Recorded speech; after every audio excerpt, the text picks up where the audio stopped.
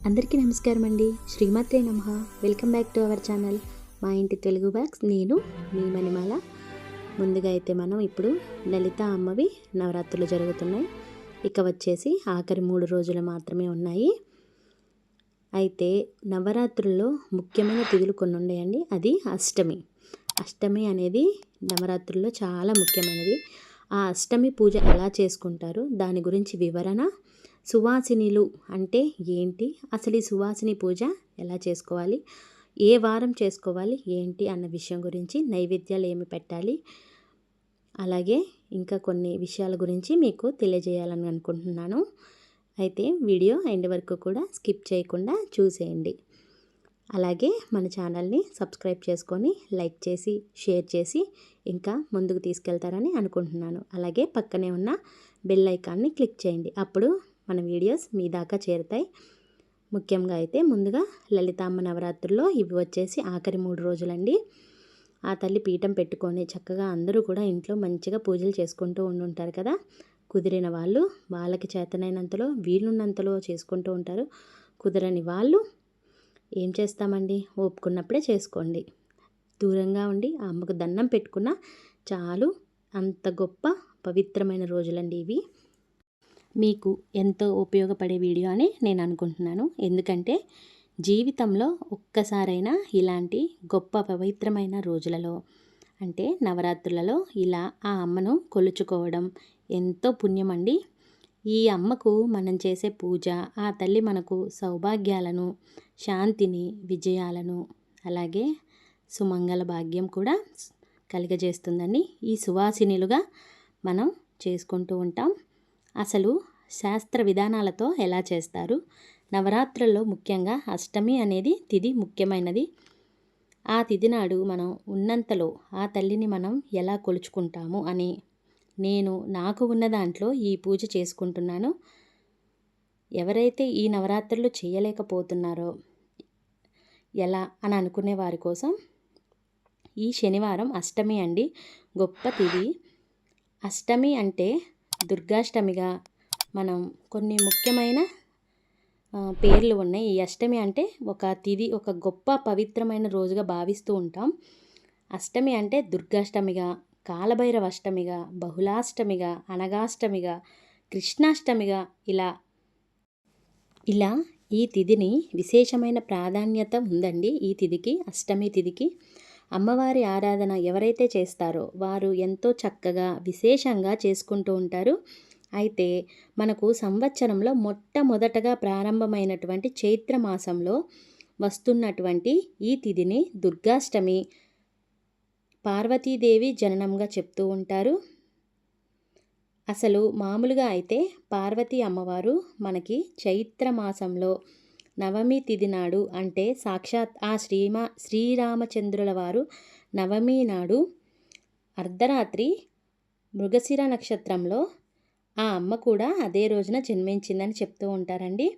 మనకు తెలుసు త్రిశక్తులలో సరస్వతి అమ్మవారు అంటే వసంత పంచమి చేసుకుంటూ ఉంటాం.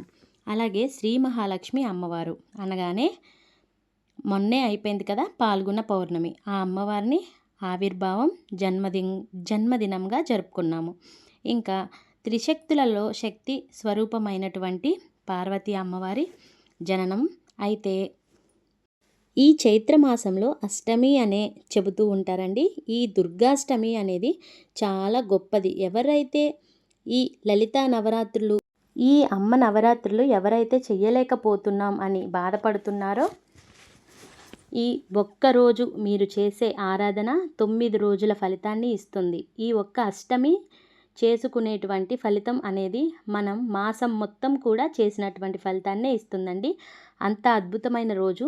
ముందుగా మనం చేయవలసిన పనులు కొన్ని ఉన్నాయి. రోజు చేసుకునేవే, కాకపోతే పూజలు అనగానే కొంచెం ప్రత్యేకం. ఉదయాన్నే లెగిచి చక్కగా వాకిళ్ళు అన్నీ ముగ్గులు పెట్టుకొని సాత్విక ఆహారం మాత్రమే తీసుకుంటూ బ్రహ్మచర్యాన్ని పాటించడం.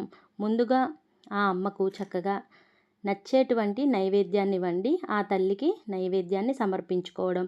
ఏ ఫోటోలో అయినా సరే ఆ తల్లి రూపాన్ని మనం మన మనస్సులో తలుచుకుంటూ, కామాక్షి దీపంలో అయినా సరే ఆ తల్లిని తలుచుకుంటూ, పసుపు ముద్దలో కూడా ఆ తల్లి రూపాన్ని తెచ్చుకుంటూ ధ్యానించుకుంటూ శివపార్వతుల ఫోటోకి అయినా కూడా పూజ చేసుకోవచ్చండి. ఆ అమ్మ దగ్గర చక్కగా ఒక ప్లేటులో కుంకుమార్చన కూడా చేసుకోవచ్చు.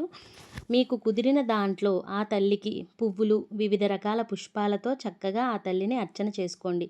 ఈ రోజున ఆ అమ్మ దయతో మనకు ఈ పూజ చేసుకునే యోగ్యతను ఆ భగవంతుడు కలుగచేశాడని మీకు కుదిరితే ఒక్కరు అయినా లేదా ముగ్గురు అయినా పిలిచి తాంబూలాన్ని ఇవ్వండి. లేదు కుదరలేదు అంటే ఏదైనా గుడిలో అయినా ఇవ్వండి.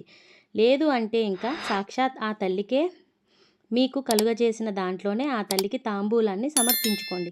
ఒకవేళ ఈ నవరాత్రులు చేయలేకపోయాం అనుకుంటే బాధపడద్దు. మళ్ళీ మనకు 3 నెలల్లో మళ్ళీ నవరాత్రులు వస్తాయండి. ఈ విషయాన్ని మనం మనసులో ఉంచుకొని మళ్ళీ కూడా ఆ సువాసిని పూజ కోసం మళ్ళీ వచ్చే దుర్గాష్టమి అంటే అమ్మవారి శరన్నవరాత్రులు వస్తాయి కదా, ఆ అష్టమి నాడైనా మనసులో గుర్తుపెట్టుకొని దసరా నవరాత్రుల్లో చేసుకోవచ్చు. ఏది చేసినా మంచిగా ఆలోచించి మంచి మనస్సుతో ఎదుటివారిని దుర్భాషలాడకుండా చేతనైన సాయం చేస్తూ వెళుతూ ఉంటే ఆ తల్లికి మనం ఇంకా తెలియకుండానే దగ్గరైపోతూ ఉంటామండి. మీ వృత్తి రీత్యా ఈ నవరాత్రులు 9 రోజులు చేసేవారు ఈ నవరాత్రులు పూర్తి అయ్యే ఆఖరి రోజునైనా కూడా ఒక ముత్తైదువుకైనా ఒక తాంబూలానైనా అందించండి. ఈ పూజని ఒక సువాసిని పూజ అంటారు. అంటే ఒక ముత్తైదువుని సువాసినిగా భావించి ఆ అమ్మవారి రూపంగా భావించి ఆమెకు ఉపచారాలన్నీ చేసి వారిని సత్కరించి పూజించడమే సువాసిని పూజ. ఈ సువాసిని పూజ ఎవరైతే చేసుకుంటారో వాళ్ళు నిండు నూరేళ్ళు కూడా చల్లగా ఆయుర ఆరోగ్యాలతో అష్టైశ్వర్యాలతో, ఒక స్త్రీకి ముఖ్యంగా కావలసినవి పెళ్ళైన ప్రతి ఒక్క స్త్రీకి కూడా మాంగళ్యం, చల్లగా ఉండాలమ్మా, పసుపు కుంకాలతో నేను చల్లగా ఉండాలి తల్లి అని కోరుకుంటూ ఉంటాము ఆ అమ్మను. మనం ఉదయం లేచిన దగ్గర నుంచి మన భర్త, పిల్లలు, ఇంట్లో అందరూ కూడా సుఖశాంతులతో సంతోషంగా ఉండాలి, ఎలాంటి ఇబ్బందులు లేకుండా మనస్ఫూర్తిగా ఆ తల్లిని కోరుకుంటూ ఉండి దండం పెట్టుకుంటాం కదండి. అలాగే ఆ తల్లి కూడా మనల్ని చాలా బాగా చూసుకుంటుంది. ఎందుకంటే మనం చేసే ఒక మంచి కార్యంలోనే మనకు ఆ అమ్మవారు అలా ఆ రూపంలో మన ముందుకు వస్తారు. మనకి ఏ ఆపద వచ్చినా ఆ తల్లి ఎవరో ఒక రూపంలో మనకి కళ్ళకు కనబడుతూ ఉంటుంది. అదేనండి ఆ తల్లి మహిమ. మన మనస్సు మంచిగా ఉంచుకొని మంచి పనులు చేసుకుంటూ మీకు ఉన్న దాంట్లో తోచినంత సాయం చేస్తూ ఎవరైనా సరే ఇంటికి వచ్చిన కడుపు నిండా ఒక ముద్ద అన్నం పెట్టగలిగితే ఎంతో భాగ్యం, ఎంతో పుణ్యం, ఎంతో మంచిదండి. అసలు అలాంటి మంచి మంచి పనులు చేస్తే ఆ తల్లికి కూడా చాలా ఇష్టం. మనం వద్దు అని అనుకోవటం ఏమీ ఉండదు. ఆ తల్లే మనల్ని దగ్గరికి తీసుకుంటుంది. ఎందుకంటే మనం చేసే మంచి పనుల్లోనే మన మంచి ఏమిటి, మనమేంటి, మన ప్రవర్తన ఏమిటి అని అన్నీ అర్థమైపోతూ ఉంటాయి. అంతేకాదు ప్రతి ఒక్కరూ కూడా ఆ తల్లి నామాన్ని జపించిన, స్మరించిన పూజలే చేయాలి, ఆ అమ్మకు దీపమే పెట్టాలి అని ఏమీ లేదండి. ఆ తల్లిని ఎవరైతే మనస్ఫూర్తిగా ఆ తల్లిని నమ్మి నిండుగా ఆమెను ఎవరైతే స్మరించుకుంటారో ఆ తల్లి ఎప్పుడూ కూడా వాళ్ళ వెన్నంటే ఉండి వాళ్ళ కష్ట సుఖాలన్నీ కూడా పాలు పంచుకుంటుంది ఆ తల్లి. ఎంతో ముఖ్యమైన విషయం అంటే ఈ అష్టమి అండి. చాలా మంచి రోజులు ఇవి. నవరాత్రులలో ప్రతి నవరాత్రులలో కూడా ఈ అష్టమి తిథి అనేది వస్తూ ఉంటుంది. దుర్గా అష్టమి శరన్నవరాత్రులలో కూడా అష్టమి వస్తుంది. శ్యామల అమ్మ నవరాత్రులకు కూడా అష్టమి వస్తుంది. అలాగే వారాహి అమ్మ నవరాత్రులలో కూడా అష్టమి అనేది వస్తూ ఉంటుంది. ఈ నవరాత్రుల్లో వచ్చే అష్టమి అనేది చాలా ముఖ్యమైనది, చాలా మంచి రోజు. ఏ కార్యం తలపెట్టినా కూడా అన్నిటికీ ఆ తల్లి ముందుగా మనల్ని ముందడుగు వేయిస్తుంది. చీటికి మాటికి మనం ఎవరి మీద కోపం తెచ్చుకోకుండా, దుర్భాషలు ఆడకుండా, మనశ్శాంతిగా మన మనస్సును నిర్మలంగా ఉంచుకోగలిగితే ఇంట్లో ఎలాంటి చికాకులు కానీ, ఎలాంటి గొడవలు కానీ, తగాదాలు కానీ ఏమీ రాకుండా ఉంటే ముందు మనం ప్రశాంతంగా ఉండడం నేర్చుకోవాలి. ఆ తర్వాతే మన కుటుంబాన్ని మనం ముందుకు తీసుకెళ్ళగలుగుతాం. మన మీదే ఆధారపడి ఉంటుందండి మన కుటుంబ భవిష్యత్ మొత్తం కూడా. మన పిల్లల భవిష్యత్తు కూడా మన మీదే ఆధారపడి ఉంటుంది. మనం ఎంతో ఓపికతో ప్రతిదాన్ని కూడా, ప్రతి విషయాన్ని కూడా క్షుణ్ణంగా ఆలోచించి ఆ తల్లి మనకు ముందుకు తీసుకెళ్ళే శక్తిని, ధైర్యాన్ని, విజయాన్ని ఆ తల్లి మనకు కలగజేస్తూ ఉంటుంది. ముఖ్యంగా ఒక స్త్రీకి మాంగళ్యం కోసం వృద్ధి ఈ సువాసిని పూజ అంటే. ఆ సువాసిని పూజ వల్ల ఆనందం, సంతోషం, మనశ్శాంతి కోసం ఈ సువాసిని పూజ చేసుకుంటారు. ఇవి మహా అద్భుతమైన నవరాత్రులు. దేవదేవులు సైత్యం ఆ అమ్మ కోసం పూజించే సమయం అండి ఇది. లలితా నవరాత్రులలో అమ్మ ఎక్కువ ధ్యానంలోనే ఉంటుంది కాబట్టి మీకు ఎంత కుదిరితే అంత సమయం జపం చేసుకోండి. మంత్రోపదేశం ఉంటే ఆ మంత్రాన్నే చెప్పుకోండి. లేని వాళ్ళు శ్రీమాత్రే నమః అనే నామాన్ని జపం చేసుకోండి చాలు. అది కూడా రాదు అని అనుకుంటే అమ్మ అమ్మ అమ్మ లలిత అమ్మ అని ఆ తల్లి పేరు నోటితో స్మరించుకోండి చాలు. ఇంకా 7వ రోజు ఆ తల్లి మనకు సప్తమి చాముండి అవతారంలో మనకు దర్శనమిస్తుంది. ఇక ఈ 9 రోజులు కూడా అమ్మకు నైవేద్యంగా పానకం, వడపప్పు, చలిమిడి ఉండే విధంగా చూసుకోండి. ఎందుకంటే ఆ తల్లికి చాలా ఇష్టం. ఒకవేళ పూజలో మీరు అఖండ జ్యోతి పెట్టుకుని ఉంటే, అది ఒకవేళ కొండెక్కితే మళ్ళీ స్నానం చేసి చక్కగా జ్యోతిని వెలిగించుకోండి. ఇంకొక ముఖ్య విషయం, ఒకవేళ పూజ మధ్యలో నెలసరి వస్తే ఆ 4 రోజులు కూడా అమ్మ పూజకు కొంచెం దూరంగా ఉండి ఇంట్లో మీ భర్త కానీ పిల్లలు ఎవరో ఒకరు ఆ సమయానికి ఆ అమ్మకు దీపం పెట్టి పండ్లు నైవేద్యం కింద ఆ అమ్మకు సమర్పించుకుంటే చాలా మంచిది. సాయంత్రం పూజలో ఆ అమ్మకు మాత్రం పండ్లు నైవేద్యంగా పెట్టుకోవచ్చు. మీరు ఏది చేసినా ముందుగా ఆ తల్లికి ఆ అమ్మకు చెప్పుకొని చేయండి. ఆ తల్లే అన్నీ చూసుకుంటుంది. ఆ తల్లికి అన్నీ తెలుసు. సర్వాంతర్యామి ఆ మాత శ్రీ లలితా పరమేశ్వరి దేవి, ఆ బంగారు తల్లి. ఇంకొక ముఖ్యమైన విషయం, మీకు కుదిరితే ప్రతిరోజు కూడా ఈ నవరాత్రులలో లలితా సహస్రనామం పఠించండి. అది పఠించడం వల్ల మీ జీవితంలో చాలా మార్పులు వస్తాయి. మీరే గమనిస్తారు కూడా. ఇది అయితే మీరు అనుభవంతో చేయాల్సింది. లేదా లలితా చాలీసా ఆ అమ్మది లేదు అనుకుంటే ఆ తల్లి ఖడ్గమాల ఉంటుంది. చాలా గొప్ప శ్లోకాలు. మీకు వీలైనంతలో ఇవి చదువుకుంటూ ఉండండి, చాలా మంచిది. ఇంకా సూర్యాష్టకం కూడా చదువుకోండి, చాలా మంచిది.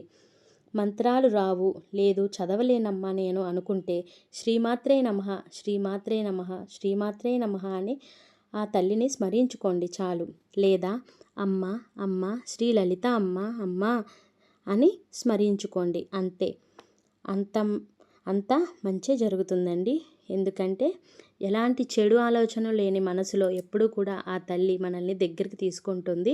ఎందుకంటే మన మనస్సు నిర్మలమైనది. ఆ తల్లికి ఏది చేసినా మనం మనసుతో చేసుకోవాలి. అంతే. ఇది గుర్తు ఉంచుకొని ఆ తల్లికి ఏ పూజ చేసినా కూడా మీరు మనస్ఫూర్తిగా చెప్పుకొని చెయ్యండి. ఆ తల్లికి చెప్పండి, మన ఇంట్లో చిన్నపిల్లలాగా ఆ తల్లి కూడా. మీరు ఎలా భావిస్తే అలా ఉంటుంది ఆ తల్లి. మీరు ఒక చిన్నపిల్లలా భావిస్తే ఆమె చిన్నపిల్లలానే ఉంటుంది. ఒక అమ్మగా భావిస్తే ఆ తల్లి కూడా అమ్మలాగే ఉంటుంది. ఒక తల్లిగా మనల్ని కూడా అలాగే చూసుకుంటుంది ఆ తల్లి. అంత గొప్ప మహిమాన్వితురాలు శ్రీ లలిత అమ్మ. ఈ పూజ చేయటం వల్ల ఖచ్చితంగా మీలో అయితే మార్పు అయితే వస్తుంది. అందరికీ నమస్కారం. శ్రీమాత్రే నమః. అలాగే మన వీడియో నచ్చితే లైక్ చేయండి. ఇంకా మన ఛానల్ని ముందుకు తీసుకెళ్తారని భావిస్తున్నాను.